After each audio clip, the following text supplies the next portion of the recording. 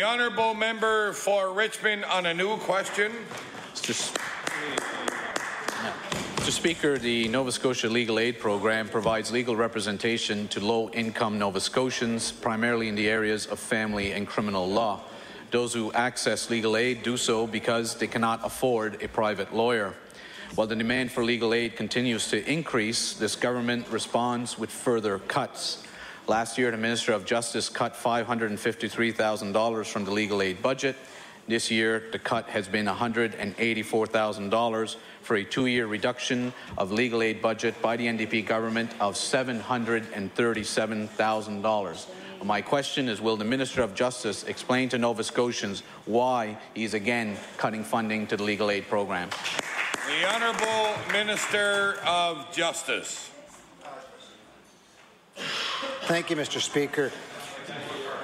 Every department has a responsibility to work more efficiently and effective in trying to get ourselves back to balance. And the one areas that came forward was that I compliment the staff and all workers within the legal aid system for doing a very good part in bringing their costs under control.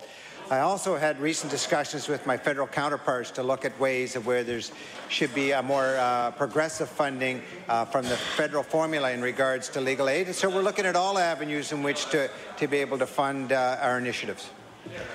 The honourable member for Richmond on his first supplementary. Mr. Speaker, one of the main barriers for Nova Scotians accessing legal aid is the income cap that determines who will qualify.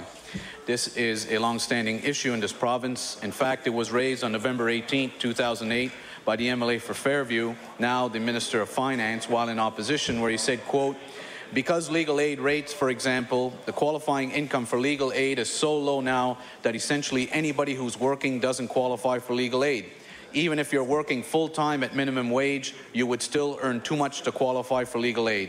So you have this whole stratum of society that doesn't qualify for legal aid and yet can't afford a lawyer, and there's an enormous gap in between those two."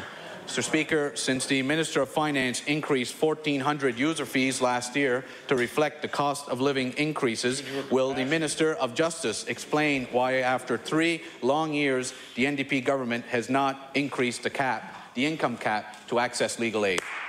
The Honourable Minister of Justice. Thank you, Mr. Speaker, and I thank the member for the question. You know, fairness and equity in the system is an important ingredient. I couldn't agree more that we have to find ways to balance that fairness out, and that whole issue of the cap is being reviewed. I can't overlook the fact that when you put a new government in place and you leave a legacy of over $13 billion worth of deficit, and then you come as an opposition party and your whole theme is hire more people, spend more money, and don't come forward with constructive points of view. I agree the cap has to be looked at, and as I said in my earlier answer, that we are looking at discussing with the my federal counterparts, but I also like the opposition to come forward with some consistent message on spending and what ideas they'd like to have, instead of just hire more people, spend more money. We have our priorities in space. We want to invest more in crime prevention and not in detention. The honourable member for Richmond on his final supplementary. Well, I'm sure hearing the Minister of Justice say he wants to invest more in crime prevention will help all the mothers out there that are trying to get out of abusive relationships and trying to access legal aid to do so. I'm sure they will find that very reassuring. And it's so interesting to hear the Minister of Justice upset about recommendations being made by the opposition when I just gave him that quote from the Minister of Finance while he was in opposition. So allow me to help the Minister of Justice again.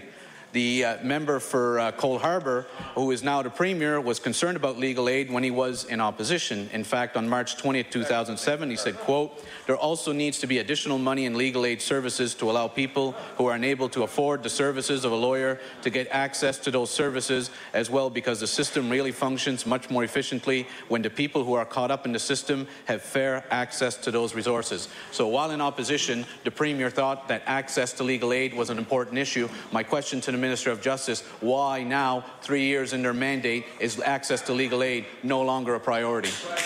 The Honourable Minister of Justice. Thank you, and I want to just go over some of the points that the honourable member has made there. He made the accusations about mothers that are being abused and getting supports. I can't I can't stress enough the importance about domestic violence and ensuring that the population of Nova Scotia, that this government is very sensitive. That's why we got the pilot project in Cape Breton with the domestic violence court. That's why we're looking at the mental health court. That's why we're taking on these types of initiatives. It's not just about putting money in one place. And the member of the opposition there did stress to taking priorities, putting the money wisely. We put them in those areas, and that will make a difference for mothers in this community that are being abused. We believe in the safety of all Nova Scotians.